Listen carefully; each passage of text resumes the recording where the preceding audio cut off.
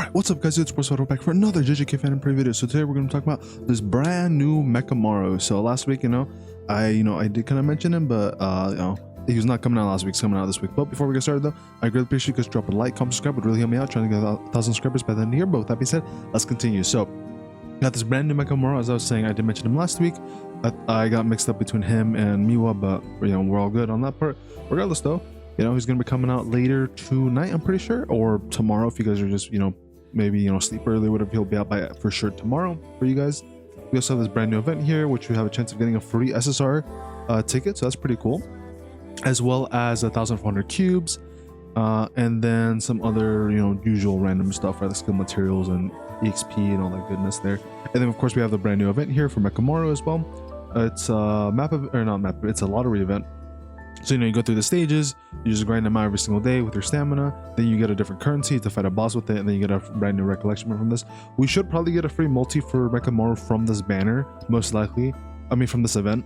But since it's a lottery, right, you probably have to go to like box 7 or whatever to get like the full 10 tickets out of it from the missions and resetting it and all that. But yeah, we have 2 new recollection bits, and of course the new Mechamaru. One of these is on Mechamaru's banner. It's actually not too bad. It's actually pretty good. And then the other one is from the event itself. Sadly, this one's not as great, but it's okay. Regardless though, let's go to the tier list. So as you guys can see, our boy Mechamaru is an SS tier. Is actually a really good DPS character for the green type. Now of course he's not really called Mechamaru at this point, because now we know his actual name of the story. If you guys haven't watched the anime, his actual name is sorry if I said this wrong, Kokichi Muta, or just Muta, might just call him Muta or whatever, or just Mechamaru. But yeah, basically he's an SS tier. He's really good. He's basically on the same par as the Hollow Purple Gojo, and the same tier as Megumi, Green Megumi here. So really good. So if you guys don't have a good green DPS character, he's a really good pickup to go for. Like, he's really good, and he's even better than Itadori. Even with Itadori getting his buffs, yeah, Itadori goes to S tier, but this guy goes to, he's an SS tier. Like, he's really good, right? Way better than whatever they did with Miwa, right? So really good character. If you guys get him, consider yourselves lucky, because he is a really strong character. And yeah, let's see what he actually does. What makes him so good that he's in double S tier, same part, going the same tier as the main expansion Gojo, and that really good Green Megumi. All right, so he is both Jujutsu and physical. He leans a little bit more towards Jujutsu, okay. And then he has I don't know if this really matters, but he does have a max curse energy of 90. His characteristic, which definitely matters a lot more, he has immunity to darkness, which is pretty cool, and it cannot be assigned with Ultimate Mechamaru on the same team. Yeah, because if you guys didn't know, technically this is like his main body, Mechamaru is like his artificial body, whatever, right? So kind of makes sense. Now his skill here, skill 1, Come Mechamaru. At level 1, he does 166 range physical damage to one enemy, and inflicts 2 Mechamaru counts to the selected enemy for 4 turns. That's a lot of turns, okay. And then at level 10, you're dealing 250 damage, so like an extra almost 100, technically like 90 damage. And then everything else is the same pretty much. Skill, so yeah, also not too bad. However, inflicting 2 stacks for 4 turns sounds pretty good, so we'll have to figure out what that is in a bit here. And we have skill 2 here, sword option, costs 10 curse energy. At level 1, you're dealing 120 range physical damage AoE to all enemies, and then inflicts 1 Mechamaru count to all enemies for 4 turns as well. Okay, so it looks like all these Mechamaru counts do stack up for 4 turns, but in this case for skill 2, it's only 1 of them. And then if your own curse energy is 30 or more, add the following effect into the skill: refreshes the duration of all Mechamaru counts 4 turns, and then reduces own curse energy by 10.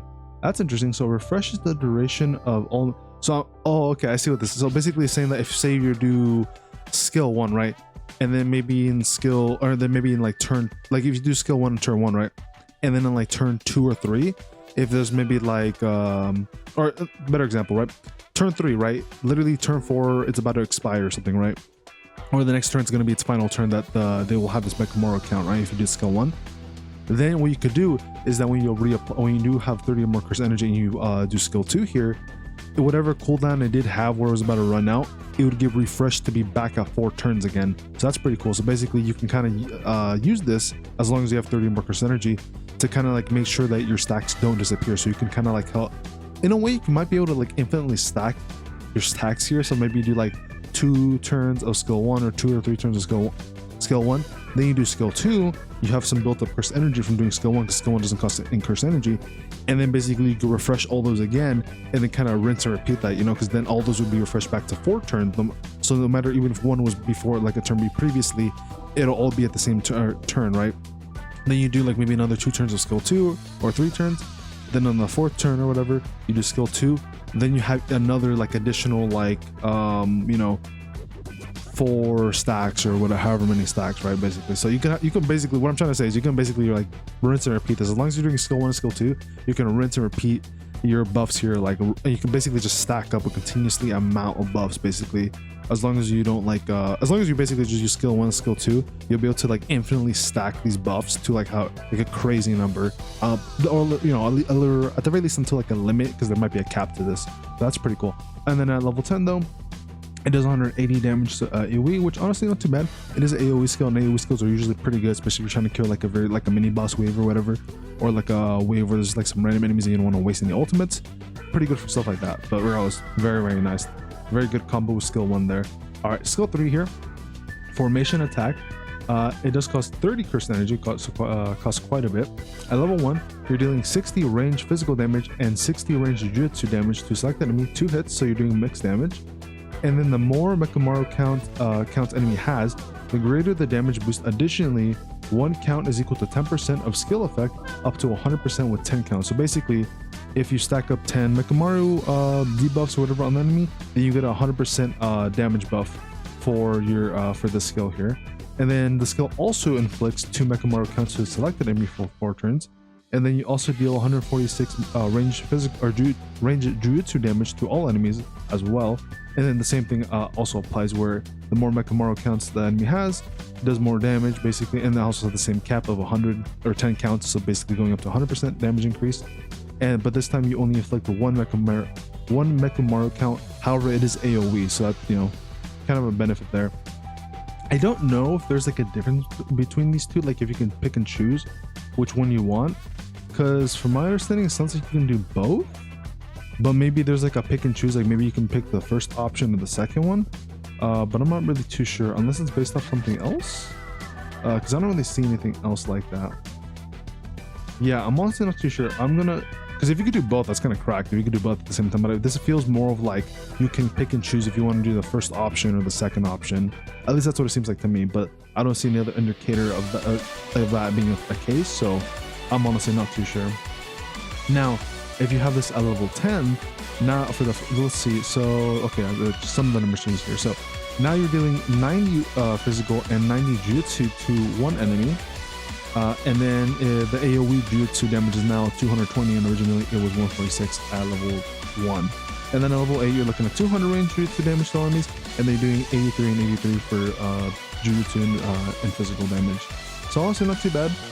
Basically, you're only getting a buff to the damage here, but also that's probably a good thing. That's still pretty good regardless, right? Because the buffs here, like, you're still getting 100 if you stack up 10 stacks of these, which honestly, kind of easy. You basically just rinse and repeat skill 1, skill 2. You'll be able to get up to those, let's see, so it would be at least, you would need to do at least 5 to 6 turns of skill 1 to basically be able to apply that, because, you know, skill 1 applies 2. Basically, you need to do like 5 turns of like doing skill 1 here, but you need to spend one of those turns doing skill 2, so you refresh all those, and then you can do one more turn to reapply, so you get your final like last tier or whatever. But yeah, basically about like 5, more like 6 to 7 turns probably. I think, yeah, like on the 7 turns, the 7 turns is when you could actually use it, but then on the 6th turn technically is when you would have your 10 stacks by that time. So yeah, honestly not too bad, but at bare minimum you will have to wait at least 5 turns, which honestly 5 turns isn't like the worst thing in the world, but still pretty nice. So you can at least get your, you know, your big damage buff, right? So that's pretty cool. Yeah, pretty cool. Now let's look at the ultimate. So Ultra Cannon at level 1 deals 666 ranged Jujutsu damage to all enemies, and the more Mechamaru counts the enemy has, the greater the damage for the same thing. This one also caps out at 10 count, so 100 damage percent, or 100 damage up percent or whatever. And then decrease all enemies' ultimate skill count by 1, so that's cool. And then removes all Mechamaru counts, that kind of sucks a little bit, and then cannot be used in domain, excluding Chimera, Shadow Guardian, Malevolent Trend, and Infinite Void.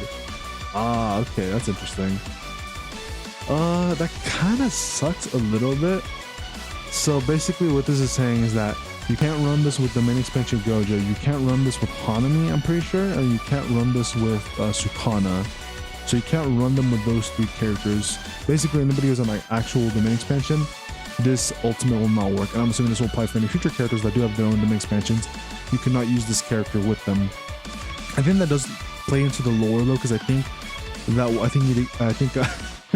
Mechamaru did get diffed by, I think it was like, I don't know, whoever it was. I think it was Mahito or something. But basically, I think that does kind of play into the anime and the series a little bit with that. That kind of sucks. So it basically means you can't use one of the best supports in the game, and the other 2 are kind of whatever. I mean, technically, Hanami's actually pretty good too, but yeah. So that means if you ever want to use this guy's ultimate, it'll have to be before or after. But for someone like Gojo, that would kind of suck because then you can't take too much of an advantage from his ultimate. But at the same time, you know, it is what it is. I don't think it's too big of a deal. If anything, you can just stack up your buffs basically, and then just, you know, rinse and repeat maybe like between your different skills here, and then still make sure you have your 10 stacks, and then being my moon, once the domain expansion's over, you just blast them with the ultimate because you have your full stacks there. But at level 10, you're dealing 1,000 jutsu damage, so that's pretty cool. And then at level 8, you're dealing 926, but that's still pretty good, you know? It's still very, very good. And honestly, if you're wondering like what recollection bits to run on him, we'll get to that in a little bit, but kind of has like a lot of options. You could run him with either a mixed one, or you could just say fuck it, just run a Jujutsu focused one, and just have him be like, you know, doing nutty damage with his ultimate, because it is only focused on Jujutsu. So you could also run it 2 different ways.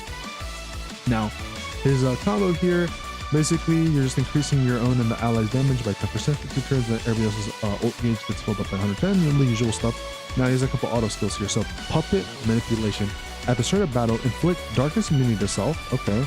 And then it increases own break damage by 130%, so that's pretty good. Because, you know, Mechamaru does have a lot of, he's kind of focused more on breaking, so that's kind of cool that they kind of incorporate that a little bit into this character. And then if the selected enemy is in break state or breaking the selected enemy, increases own damage dealt by 30% for 3 turns, cannot be stacked. That's pretty cool. Okay. So yeah, it's basically saying that either if they're already broken or if you break them, you get this 30% damage buff for 3 turns. So if you kind of time it right, you can kind of abuse this to get this extra 30% buff when he does his ultimate, and then, you know, do extra damage. That's pretty cool. And he has another one here as well, called with everyone together. At the start of the turn, increase own damage dealt by 60% for 1 turn. Damn, that's a lot of damage. Based on the number of Kyoto Jutsu High Felicia ally present in a wave. Increases own damage dealt for you know, 1 ally by 30, and then it goes up to a max of 150. So then 1 ally without himself included, it's just, I don't know why it says like 60, 90 here, but yeah. So basically, you can get a 150 damage buff at the start of the turn. I don't know where this would be that useful unless there's like a case where maybe there's like a 1 turn, 1 shot like team you have to do, or maybe there's any content kind of, 'cause to make an example, there's some, you know how I mentioned some, if you guys have watched some of my older videos on JJK, and how I mentioned that this game has a lot of stuff very similar to like FGO. There could be something where in FGO they do have these things called like challenge quests, and basically they have like different gimmicks where maybe you have to have like a 1-shot team, or like a low rarity team, or like a healing team, or some random stuff like that, right? Or maybe you have to attack characters in a certain order and kill them in a certain order, or something like that, right? They could maybe implement something like that in the future, or maybe this could like actually be really useful to where maybe a character comes out where, hey, I can instantly I can give anybody full ultimate gauge or something, right? I can make them have the ultimate immediately turn 1. And then maybe you include this buff in there. Maybe they're a Kyoto Jutsu High character. You build this full team here. You get your juicy 150 damage bonus. You apply all the different buffs, and then Mechamaru could, like, you know, nuke turn 1, and then you could beat the stage that way, right? If there's anything like that, it gets implemented in the future. But or maybe there's any other content that's like that where maybe you want to nuke turn 1, right? But I don't think there's really any characters that can provide an instant like damage. I mean, instant like ultimate gauge up. It'd be kind of crazy if there was a character like that though, that comes out in the future where like they would probably be the most broken character of the game, most broken support in the game, in my opinion. If they had an ability to like instantly like fill up your ultimate like in turn 1, and then maybe they have like a 10 turn cooldown or something on that skill. or whatever, right? But that would be kind of crazy if there's a character like that literally like fully fills your ultimate gauge up like that on turn 1. But yeah, you know, cool buff. I don't really think you're going to be seeing that much out of it. I think it's what it's saying here is that maybe you get 30% with one ally, but then it says 60 here, so I'm a little confused. Because it is, oh wait, oh okay, yeah, so it says self-included. So, because if you guys don't remember, I remember correctly, well, I mean, we could just double check. I'm pretty sure for Miwa said that hers, because she does have the same buff basically, I think Miwa's was that she doesn't include herself. Let me just double check, because I don't remember. Let's see. Self-included. Okay, so yeah, I could have sworn I said she didn't include herself. Well, she has the same thing basically, but like different numbers, right? So at the bare minimum, he's at least getting a 30% damage buff at the start of every turn. And then if you have like someone like Momo or anyone else from Kyoto, then it goes up even higher, right? So at the very least, if what you wanted to do on skill turn 1, you could probably just say screw it, maybe do like skill 3 or skill 2 to take advantage of that extra like 30% damage buff. Or you could just say screw it and just do skill 1, right? You know, start applying those stacks. So you could play it either way, but pretty interesting. Yeah, overall, pretty strong character. I can definitely see why he can be really good. He has like a stacking mechanic here with like his Mechamaru debuff, but he can apply it and keep it on an enemy very easily for the most part. And then once you get the ball rolling past 5 turns, as long as you keep up with your curse energy and you just make sure you spam skill 2 like at the end, you know, when basically all the buffs are about to like go away, which at some point they'll all be on the same cooldown time, so then it'll be easier as you go further along. And even then, right, you literally just need your 10 stacks. That's all you need, right? So once you get 5 turns, then at that point it's going to be like every like 4 turns from then on, then that's when you do skill 2, right? And then you basically just make sure you don't spam skill 3 too much, so that way you at least have bare minimum of 10 curse energy, so you can just re-up, so you can keep the buffs basically continuously on whatever enemy you're fighting and get this you know, damage bonus from skill 3 or from the ultimate. So you can definitely see why he's a really strong character. Basically makes it to where they have a permanent debuff. Well, it's not really a debuff, right? It's more like a partial debuff. It's more so just like, it's more so like a damage buff is what he's getting, right? It's more so like he's getting like a permanent damage buff post 5 turns, like 100 damage buff. But yeah, pretty cool. Definitely can see why he's really, really strong. Yeah, I mean, hey, if you got him, consider yourself lucky. Seems like a really good character. Now, for the for the recollection method. So we have before we get to the ones that you could probably run on him, he does actually have you know, there's two new recollection myths, so we'll go over to where they are. So the one from the standard, or not from the standard, but from the event is in B tier. So you know, it's not that great. We'll get to why. And then his on the gacha banner is actually here. It's an S tier, and that one is mixed. And then the one from the event is actually a physical damage. Now, as for recollection myths, I would say probably stick with the adult time, probably your best option. I think one of these is for green typing though. I don't remember if it was this one. Yeah, this one here. This one's actually another really good option. So if you guys do have this one, this would be another really, really good option to run on him. Now, I think this one was a limited one, but I don't remember for sure. I do know I have this one, but I don't remember if this was a limited recollection but or not. But if you guys do have that one, that one's a really good one to pick up. I do know adult time is not limited, so that one would be regardless a really good one to use no matter what. And then I think there's this Megumi one that might also work. Yeah, Megumi is also just like a generic like good one, so you could run his, the green Megumi specifically. And then from there you can run probably any of the other like lower tier ones. Probably wouldn't want to run any physical taijutsu ones. And then you could probably do non-standard as well. Like I said, his ultimate is based on Jujutsu, so you could run one of these or the free-to-play Jogo one. So that way his ultimate gets like, you know, nutty damage. Everything else won't do as much damage, but his ultimate will still be able to hit like really, really hard regardless. So you could definitely play those 2 routes. Though I think going for a mix probably is the better way, so that way he gets mixed stats and everything generally gets a better buff, right? And then if you have the one that just buffs like general damage, like this one or adult time, then pretty much you're gonna be fine. You're basically buffing everything, and you know, that's basically what we want to have. So preferably you want to go for something like mixed damage that buffs both things and the ultimate, and then the, you know, the ultimate getting buffed or whatever by however, you know, either jutsu or, because I mean, you know, the mixed ones are usually just generally like, oh, buffs general damage, right? Like both things, physical and Jujutsu, whereas these other ones are more like niche. But yeah, you can definitely make like non-standard work or any of these like lower tier ones as well. Anyways, going on to what the, you know, the recollections do from the banner and from the event. So this is the one from the event here, I mean from the banner. So this one's solely into physical. And then basically when you do anything, a skill or ultimate, increase own damage dealt by 70%, one turn, one time. And then if there's more Kyoto students present at the start of the wave, the greater the effect. It doesn't say how much though. And then if you have one duplicate to it, when the selected enemy is in break state, or when the selected enemy enters break state after the enemy, after an attack, you increase your own Jujutsu stat by 20% for 3 turns. And then if you have 3 duplicate to it, it's 80%. However, I don't know how much this damage buff increase is, but I assume it's at least maybe like, it could be honestly anything. It could be really, really high, like as high as maybe 5%, or as low as like 0.1%. But that's still, regardless, at least the base damage here is still really, really good.